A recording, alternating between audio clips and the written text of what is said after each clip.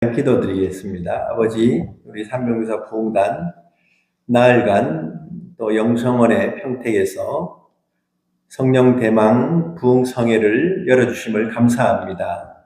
하나님이 이 거룩한 사역을 시작하셨고 또 이루어 가시며 완성해 가심을 믿습니다. 우리 총련인과 모든 우리 동역자들이 한 영이요 한 마음이 되어서 주께 하듯이 열심을 내며 모이기를 힘쓰며 주의 뜻이 하늘에서 이룬 것처럼 이 한국교회와 이 민족과 열방과 이스라엘 가운데서 이루어갈 수 있는 하나님의 플랫폼이요 복의 통로가 되게 주시옵소서. 아버지, 오늘 셋째 날 또 성회를 시작합니다. 주님, 부족한 종을 또 이렇게 오늘 말씀을 전하는 통로로 세우셨는데 성령의 기름 부으심으로 또 주님이 교회들에게 하시는 말씀만을 잘 증거할 수 있도록 아버지 인도해 주시고 충만케 해 주시옵소서. 또 함께하는 모든 우리 이곳에 계신 분들을 갑절의 영감을 주시어서 우리의 눈이 열리고 귀가 열리고 하나님의 말씀에 놀라운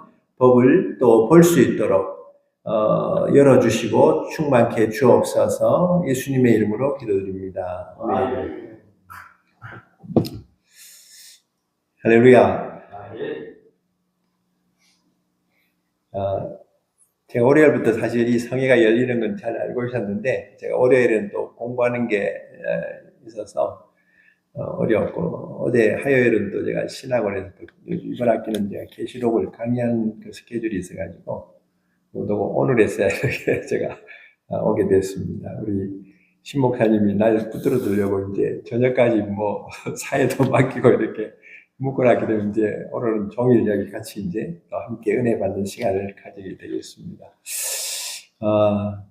셋째 날 이렇게 함께 오신 분들 우리 환영하고 축복합니다. 서로 한번 우리 돌아보시면서 사랑하고 축복합니다. 한번 인사하십시다. 축복합니다. 네. 어저께는 필리핀 우리 지체들 목사님들이 좀 보이시던데 다 가셨나 봐요.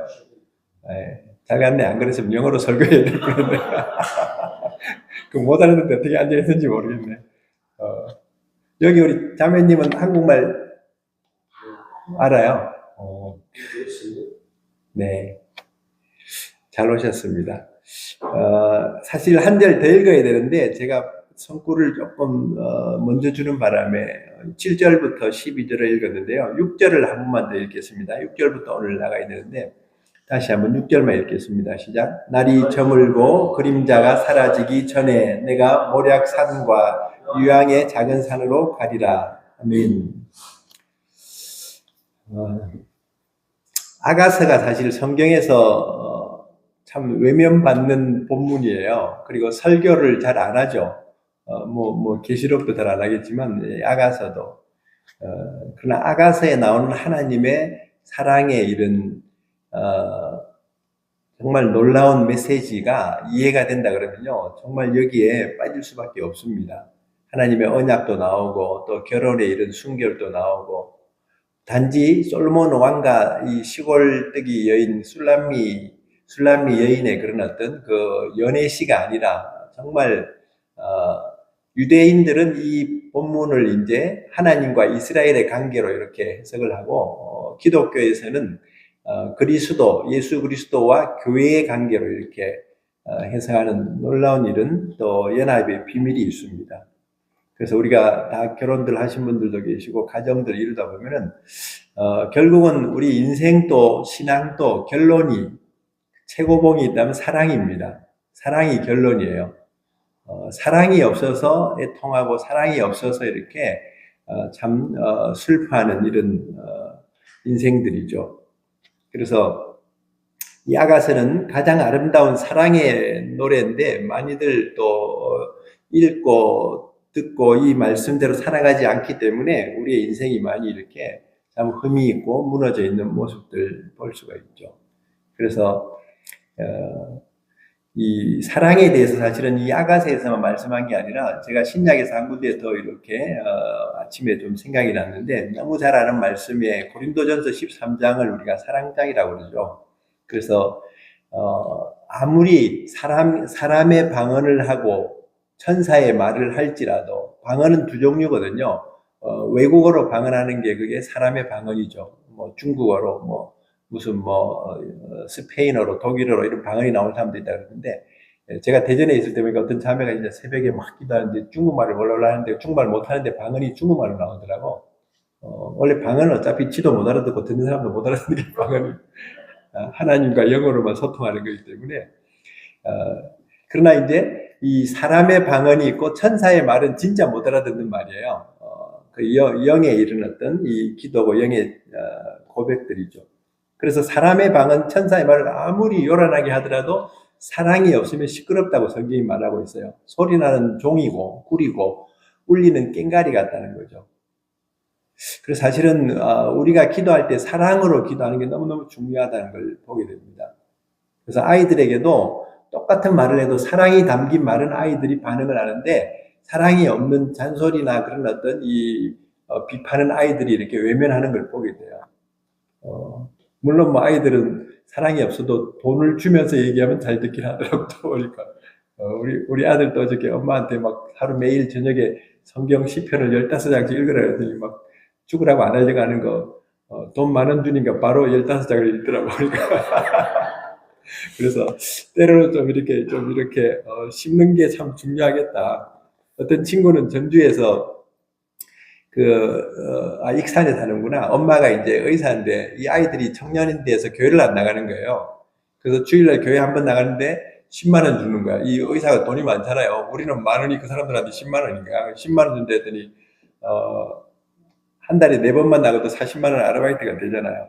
억지로 이제 주일날 나가는데 어느 날 돈에 욕심이 생겨서 이 아들이 새벽 기도를 나가더래요. 새벽에 나가면 매일 10만 원씩 나오면 한 달에 300만 원이 들어오니까 돈 받기 위해서 이제 새벽 기도를 이렇게 나가는데 새벽에 이렇게 그 담임 목사님이 너무 신기하니까 청년들이 새벽 기도 안 나오는데 이 젊은이가 이 교회도 잘 보지도 못한 청년이 매일 새벽에 와서 앉아 있으니까 너무너무 기특해가지고 계속 안수 기도를 해줬대, 새벽마다.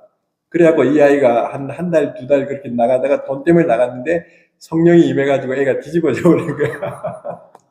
그래가지고 군대 갔는데도 뭐 이렇게 뭐 군정경을 했는지 열심히 이렇게, 그 돈 때문에 이 아이의 인생은 그렇게 하나님을 만나게 되고 그 300만원, 600만원 버는 거 가지고 어디에 무슨 뭐 우리가 해서는 안 되겠지만 삼양 무슨 회사에 주식에 넣었는데 그게 1억까지 불어나가지고 아주 그냥 자산가가 되버렸다 그러더라고요.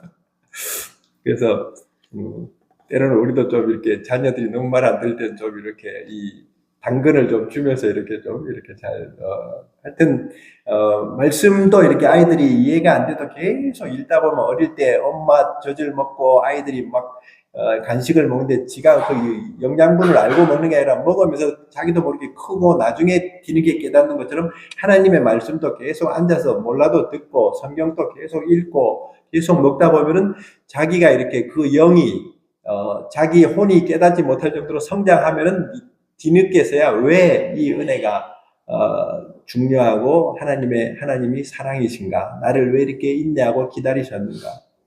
제가 이제 이스라엘 선교를 하지만 하나님이 유대인들을 향한 그 하나님의 고통, 인내, 그 말할 수 없는 그 사랑이 이제 로마서에도 나오고 뭐 여러 구약에 많이 나오죠.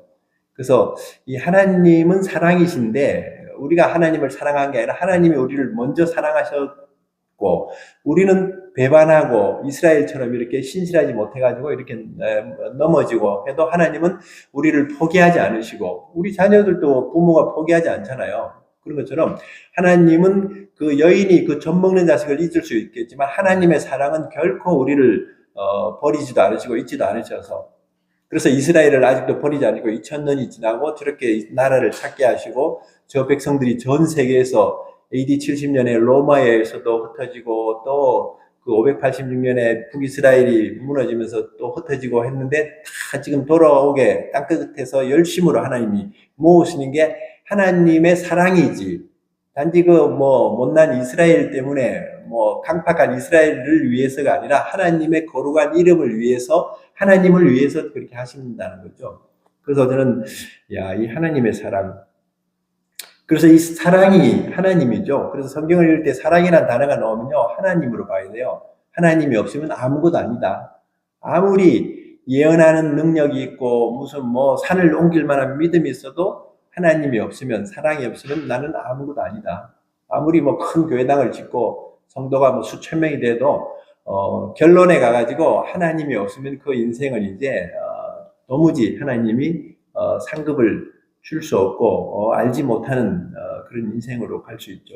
그래서 산을 옮길 만한 믿음, 모든 예언하는 능력이 있어서 모든 비밀과 모든 지식을 알아도 사랑이 없으면 아무것도 아니다. 내게 있는 모든 것으로 구제하고 내 몸을 불사르게 내어주더라도 사랑이 없으면 아무 유익이 없다. 그래서 제가 이제 이 아가서를 다시 공부하면서 하나님의 사랑이 어떻게 이렇게 이루어질 수 없는, 왕과 이 시골 그 밭대기 여인 같은 얼굴도 시커먼 이 술람미 여인과 이렇게 만남이 이루어질 수 있을까? 어떻게 하나님은 의로우신 분인데 우리 같은 이런 죄인들을 이렇게 만나기 위해서 육신으로 오셔가지고 우리의 죄를 대신해서 죽으시고 다시 우리를 의롭게 하시려고 부활하셨는가? 그걸 이제 제가 이제 이 공부를 하면서 너무너무 놀랐구나. 여기도 6절에도 우리가 시작하면서 그 말씀이 나오잖아요. 날이 저물고 그림자가 사라지기 전에 마치 우리 인생의 마지막을 향해서 가는 이런 모습과 같죠. 이게 사실 신랑이 신부를 향해서, 사랑하는 그 연인을 향해서 고백하는 사랑의 찬가입니다. 사랑의 노래죠. 날이 저물고 그림자가 사라지기 전에 내가 모략산 유양의 산으로 가리라. 참 이런 단어들이 어려운데 조금만 우리가 이렇게 이제 이 단어들을 검색해 보면 어렵지는 않습니다. 모략산이라는 것은 사실 황금 유황 모략할 때 죽은 시신을 이렇게 장례식 할 때 이제 바르는 기름인데 그 고난, 십자가 그런 의미가 있고요. 유향이라는 건 이제 예배 드릴 때 성전에서 피우는 그 향, 그 성도의 기도나 예배를 의미하고 있죠. 그러니까 우리 인생도 저물어 가고 우리 인생이 고난 가운데 있을 때는 기세마네로 올라가신 예수님처럼 우리도 이제 이런 하나님의 그 임재의 자리, 예배의 자리로 올라가는 게 너무 중요하다는 것이죠. 제가 조금 이따 이제 우리 기도할 때 한 찬양을 하나 드리고 싶은데, 저는 가수는 아니지만 찬양할 때 제가 은혜를 받게 되면 제가 찬양을 이렇게 이제 하는데, 날이 저물어 갈 때, 밤이 깊어갈 때 주님이 일하신다, 그 찬양이 있어요. 제가 이 예화가 생각나는데, 얼마 전에 영상에 참 감동적인 프랑크 제너라는 그 호주의 시드니에 있는 40년 동안 그 사거리 길모퉁이에서 늘 지나가는 그 많은 사람들에게, 우리로 말하면 명동이나 무슨 서울역 광장 같은 데서 지나가는 사람들에게 전도지를 주면서 계속 전도한 할아버지가 하나 있었는데 40년간 그렇게 전도를 해도 한 명도 반응을 보이고 구원받는 사람이 없었어. 완전 너무너무 이 노년에 서글프게 이렇게 임종을 한 그 할아버지, 그 작은 교회에서 이렇게 장례식도 치르고 했는데, 이 프랑크 테너라는 이 할아버지가 늘 사람들에게 신뢰합니다. 지나가는 사람들에게 전도주를 신뢰합니다. 만일 당신이 오늘 밤에 죽는다면은 천국에 들어갈 확신이 있습니까? 굉장히 단순한 질문을 했어요. 그 사람들이 요즘 제가 지하철에서도 어떤 사람들이 말로 전도 못하게 하고 막 신고하니까 이렇게 무슨 전도지 같은 걸 프린트한 걸 이렇게 막 씌워주는 사람이 있더라고. 제 옆에 어떤 아가씨가 대학생 같은데 그 무슨 전도지를 하나 이렇게 받았는데 무슨 똥 묻은 종이 잡은 것처럼 이렇게 끝을 잡고 이렇게 이거 버리지도 못하고 어떡하나 이러고 앉아 있어요. 보지도 않고. 옆에 아저씨는 그래도 좀 펴서 보고 있는데 요즘 젊은 애들이 이렇게 싸가지가 없어. 그래가지고 나중에 보니까 이걸 이렇게 접어가지고요. 똘똘똘 말면서 딱지를 만들어가지고 가면서 툭 던져버리고, 이런 세상인 거예요. 점점점 이게 디모데후서에 바울이 얘기한 것처럼 마지막 때에 이 사람들이 하나님을 사랑하지 않고 자기를 사랑하고 돈을 사랑하고 쾌락을 사랑하고 감사도 없고 그냥 공경함도 없고 아주 무례한 이런 시대가 이제 되어버렸죠, 사실은. 그럴 정도로 그 10년, 20년, 30년, 40년을 그 할아버지가 그렇게 해도 반응이 없어가지고 쓸쓸하게 이렇게 죽어갔는데 그 후에 이제 그 결과들이 사건이 나타나요. 반드시 하나님은 하나님의 사랑은 실패가 없다는 걸 보여주는데 영국에서 이런 부흥회가 열렸는데 거기 온 강사가 설교하다가 갑자기 그 간증을 하는데 내가 10년 전에 호주를 여행할 때 시드니의 어느 거리를 갔을 때 그때 나는 목사가 아니었고 사업을 하다가 실패를 해가지고 너무너무 절망적이어서 어느 호텔에 묵으면서 뛰어내려 버리고 싶은 죽으려고 했던 사람이었고 아내도 이혼하자고 지금 이렇게 압박이 들어오고 정말 사면초가 같은 이런 상태였었다. 그러다가 바람을 쐬기 위해서 잠깐 호텔 로비로 내려와서 그 길거리를 가는데 그 할아버지가 프랭크 테너러 할아버지가 만일 당신이 오늘 밤에 죽는다면은 천국 갈 자신이야. 그러니까 마치 자기가 오늘 밤 죽으려고 했었는데 그걸 아는 것처럼 그 눈에서 얼마나 선명하게 자기를 이렇게 위하는 그 사랑이 보였는지 그 전도지를 받아서 호텔에 올라가고 그걸 읽다가 이 사람이 하나님을 만났어요. 할렐루야. 그래가지고 나중에 이제 이분이 거듭나가지고 목사가 된 거예요. 그래서 그 영국의 그 교회 집회에 설교하면서 야 자기가 누군지 이름도 모르는 그 할아버지 호주의 시드니 거리에 매일 날이면 날마다 와 있는 그 할아버지에게 전도받으시려 했는데 혹시 여러분들 중에도 호주를 다녀오고 나서 시드니에서 그 할아버지를 만난 적이 있는 분이 있느냐? 그 할아버지 때문에 구원받은 분 있으면 좀 나한테 알려달랬더니 저 뒤에 앉은 어느 노 부부가 자기들도 15년 전에 호주를 여행했다가 그 할아버지를 보았고 거기서 오늘 밤에 죽으면 천국 가느냐 그 음성을 들었고 그 후에 자기가 교회를 다니면서 이렇게 여기까지 왔다. 그 고백을 한 거예요. 그러니까 옆에 앉아있던 담임 목사님이 깜짝 놀래가지고 야 이건 놀라운 하나님은 일하시는 분이구나. 우리가 굉장히 평범하고 정말 그냥 물도원 하인같이 무슨 일이 날지도 모르지만 우리는 그냥 순종하면 하나님은 기적을 행하신다.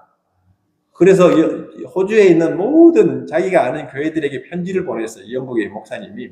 그래가지고 혹시 그 호주 시드니 거리에서 전도하던 그 할아버지를 통해서 구원받은 사람들이 있다면 나한테 좀 알려주시오. 그랬더니요. 그 후에 막 편지가 계속 오는 거예요. 그냥. 나도 20년 전에 만났고 어떻고 막 이런 얘기가 오는데 나중에 전체 이렇게 막 세월이 흐르고 그걸 통계를 내봤더니 한 5만 명이 넘는 사람들이 이 할아버지는 죽을 때 한 명도 자기 때문에 40년 동안 전도해도 아무도 구원받았다고 자기한테 얘기한 사람 없었는데 그런 변화가 있었다는 거죠. 제가 그걸 보면서요, 우리 삼명교사 부흥단 우리 목사님들 날이 저물어 가고 그림자가 사라지는 이런 시간표 같아도 우리가 하나님의 동산으로 올라가서 하나님의 임재 가운데 들어간다면요, 우리가 이제 하나님이 어떤 일을 행하셨는지 지금 보세요. 나라도 지금 엉망진창인데도 우리는 지금 소망이 안 보이지만 하나님은 창세기의 요셉 시대나 모세 시대나 노아 시대나 아브라함 시대나 하나님의 사람들을 불러가지고 은밀한 가운데 하나님의 구원의 역사를 이루는 그 하나님의 그 비밀한 일들이 일어났지 않습니까? 이 마귀가 예수님을 이렇게 그냥 십자가에서 죽인 것처럼 승리한 것처럼 보이지만 사흘 만에 살아나면서 이 마귀의 머리를 깨트려 버리시고 이제 완전한 하나님의 나라가 이제 시작된 걸 본다면은 우리가 하는 모든 일들은 결코 헛되지 않다는 겁니다. 벌써 우리 300년 지금 3주년을 향해서 가고 있잖아요. 그래서 정말 놀라운 일들이 해외도 그렇고 지금 많이 이렇게 지금 하나님이 일하고 계신데 우리 가정도 우리 교회도 그 한 사람을 통해서 하나님이 일하시는 걸 볼 수 있어. 성경에 나오는 또 이런 예화가 뭐냐면요. 사도행전 7장에 스데반이 우리는 설교를 이렇게 지금 1년째도 하고 작년에도 하고 또 3년째도 이렇게 하고 있지만 스데반은 딱 한 번 설교하고 그냥 죽었어. 설교를 좀 길게 해서 죽은 것 같은데 그게 아니고 스데반은 너무너무 그 7장을 보면요. 유대인들을 싫어하는 자기도 유대인이면서 그 자기 의와 자기 열심으로 하나님을 믿겠다고 이렇게 착각하면서 사도 바울이 앞장서가지고 그때는 사도 바울이 아니었지 사울이 죽이는데 그 설교가 끝날 때 저들의 죄를 사해달라고 기도하면서 천사같이 그냥 자는 얼굴로 이렇게 순교하죠. 근데 구석에 누구 한 청년이 있었는데 그 청년이 사울이었는데 그가 스데반이 죽고 나서 회심하고 나서 예수님 이후에 가장 놀라운, 가장 많은 영혼들을 살린 전도자가 사도 바울이잖아요.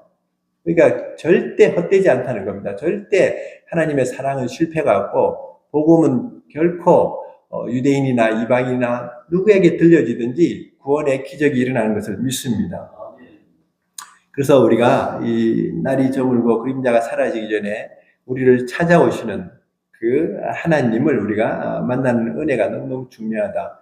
7절에 보면요, 나의 사랑 나의 어여쁜 자의 아무 흠이 없고, 이렇게 신랑이 자기 연인을 그렇게 흠이 없고, 정말 사람 진짜 흠이 없는 게 아니지, 얼굴도 시커멓고 그냥 보니까 너무너무 이렇게 부족해 보이는데 그 눈에는 그게 너무너무 이렇게 사랑스러워진 게 왜 그러냐면요, 우리는 죄와 허물이 많은데 예수님이 우리의 죄를 십자가의 보혈로 우리가 씻어 주셨기 때문에 우리가 흠없는 자로, 예수님 때문에 우리가 거룩한 자들로 이렇게 세워진 줄로 믿습니다.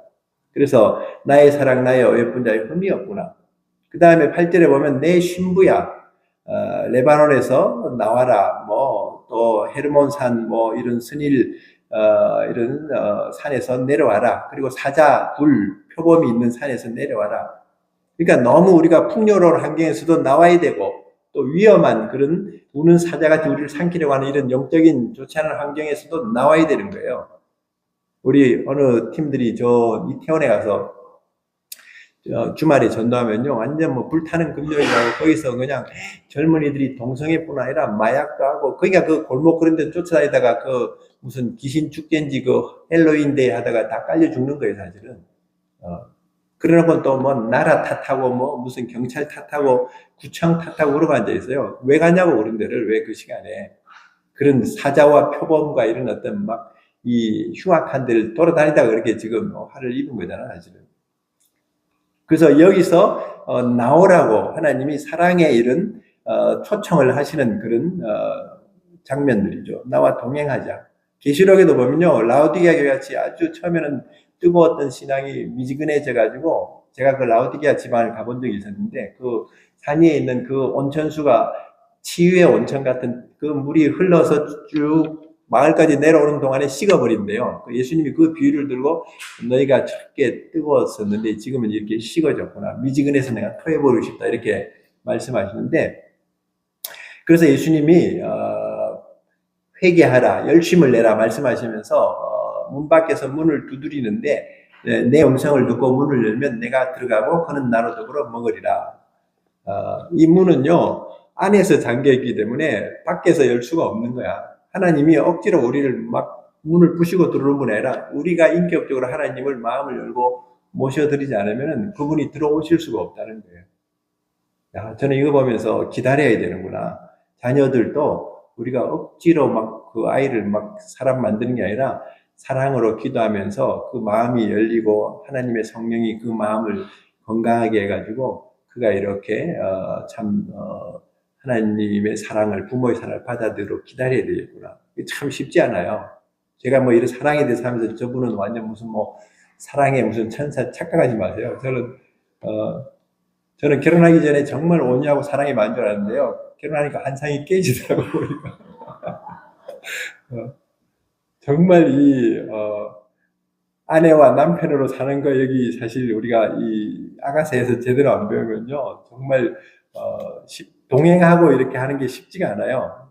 근데 하나님이 우리를 사랑하시는 그 사랑을 알고 그 성령으로 그 사랑이 부어져야지 견뎌내지더라고. 인내라는 단어를 쓸 때, 우리가 참을 인자를 쓸 때 보면 그 마음 심자 위에 칼도자가 있는데 그게 말씀의 검이에요. 하나님의 말씀이 내 마음에 있어야지 인내도 할 수 있는 거고, 믿음이란 것도 성도의 인내와 믿음을 가지라 그랬는데, 믿음이란 것도 믿을 신자가 사람 인자의 말씀 원자예요. 하나님의 말씀을 붙들고 있어야지 그 사람이 믿음이 생기고 이런 신앙이 생기는 거죠. 그래서 우리가 말씀을 늘 이렇게 밥 먹듯이 우리가 말씀을 먹어야 되고 정말 말씀 안에 거해야 되겠구나.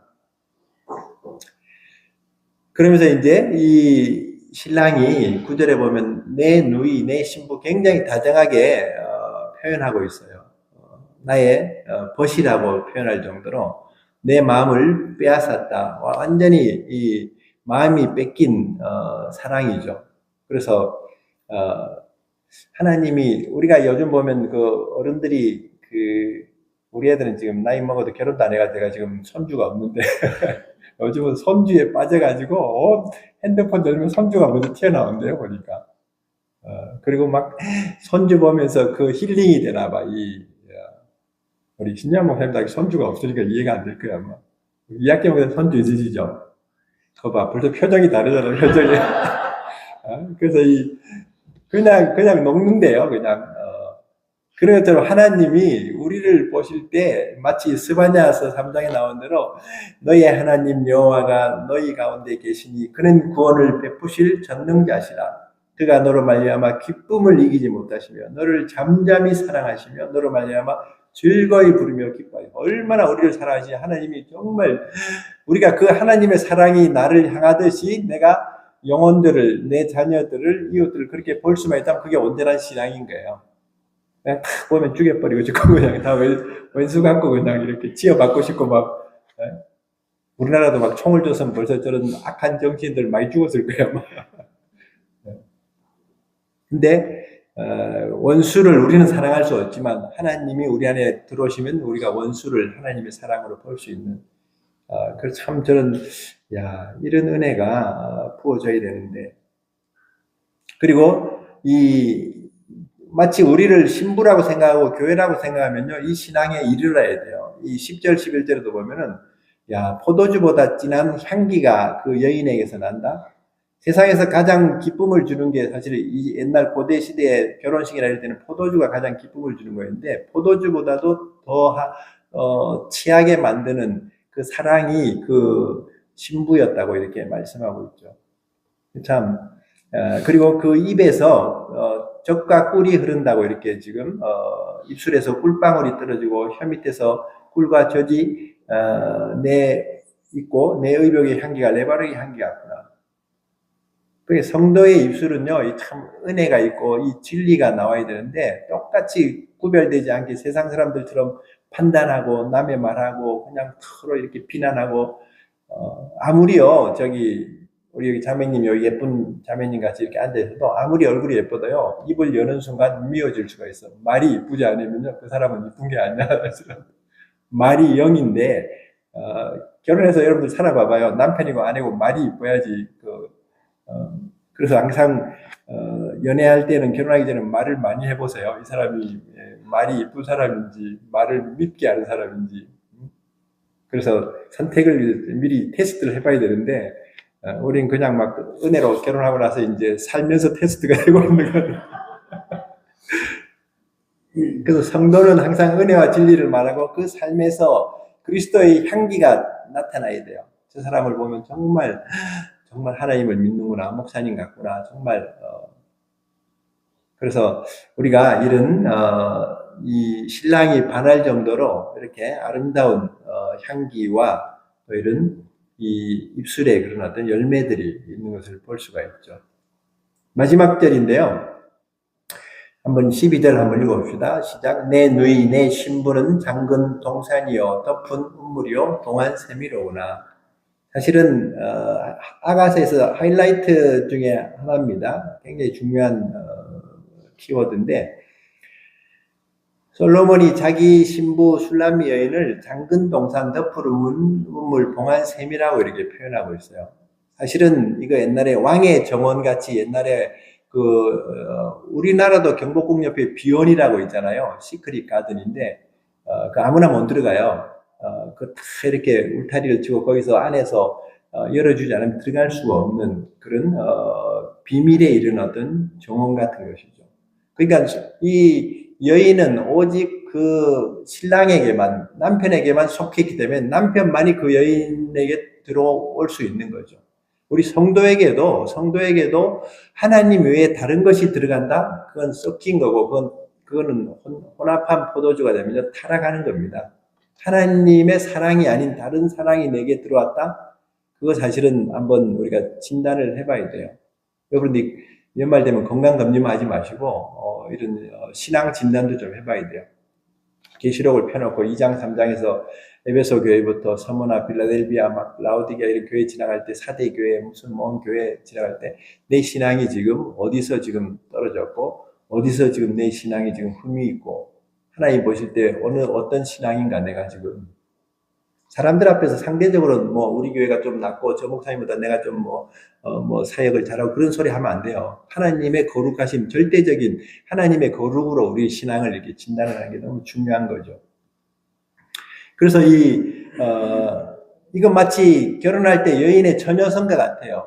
그 여인이 다른 남자하고 이렇게 살다가 결혼할 수 없는 거예요. 그런 것처럼 그 남편을 위해서만 그 문을 열어주는 그 여인이죠. 그래서 잠언에서는 이런 표현을 써요. 내 우물의 물을 마시고 네 샘에서 솟아나는 물을 마셔라.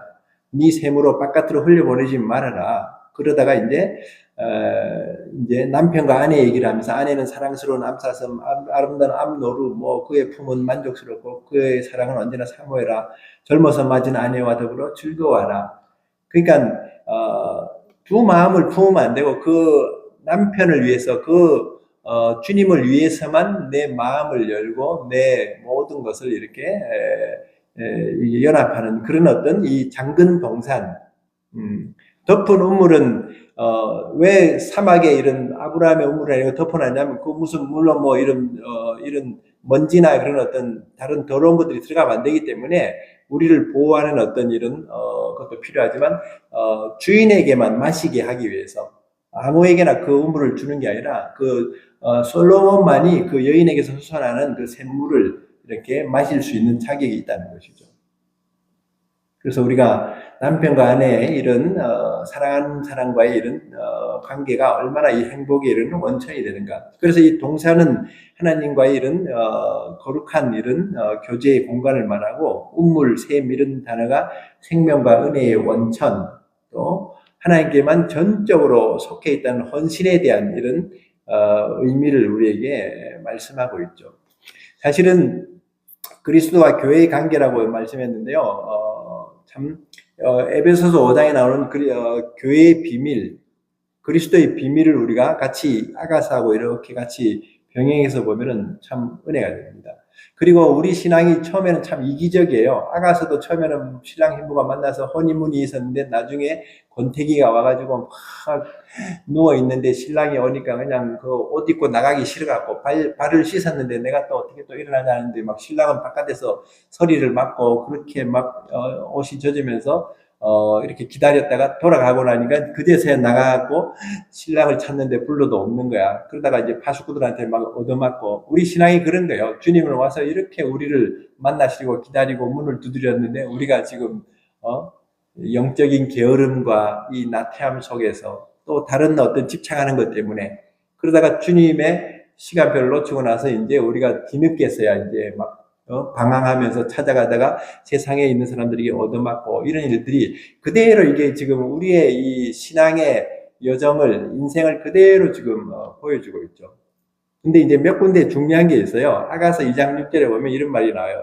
내 사랑하는 자는 내게 속했고 나는 그에게 속했다.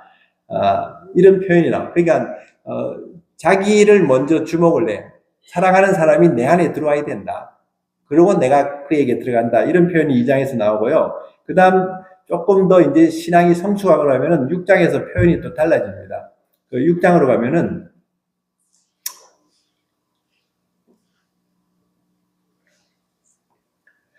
6장 3절에서는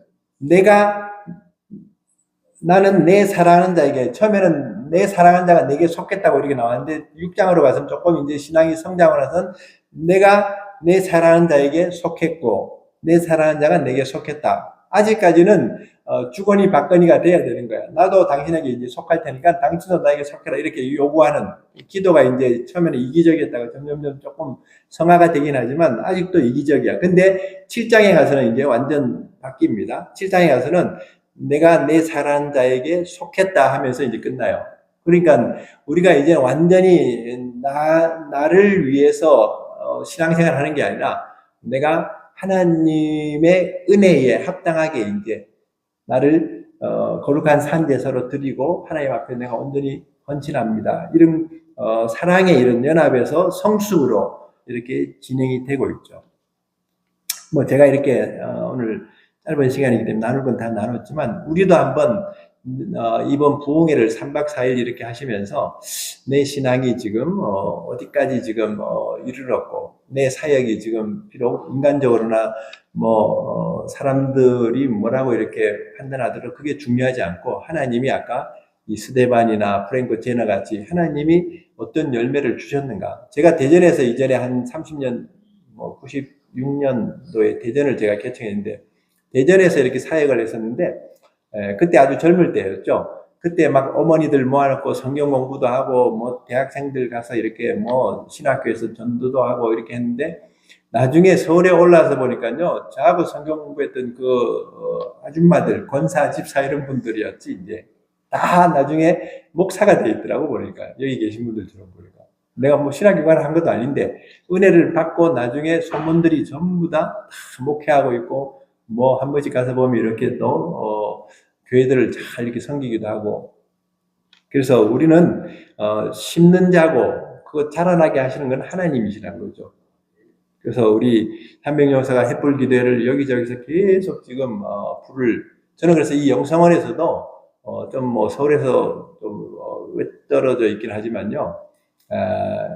햇불 기도회 하는 장소들마다 그렇고 여기도 그렇고 재단에 불이 꺼지지 않도록 우리가 정말 기도해야 되겠다. 그리고 정말 있는 곳곳에서 이렇게 모이고 기도하면서 하나님의 그 임재가 되는 우리가 모인 곳이 마치 당근 동산이요 봉한 샘이요 덮은 우물과 같은 그런 은혜가 있어야 되겠다. 저는 그렇게 기도하고 여러분들에게도 또 그렇게 좀 요청을 드립니다.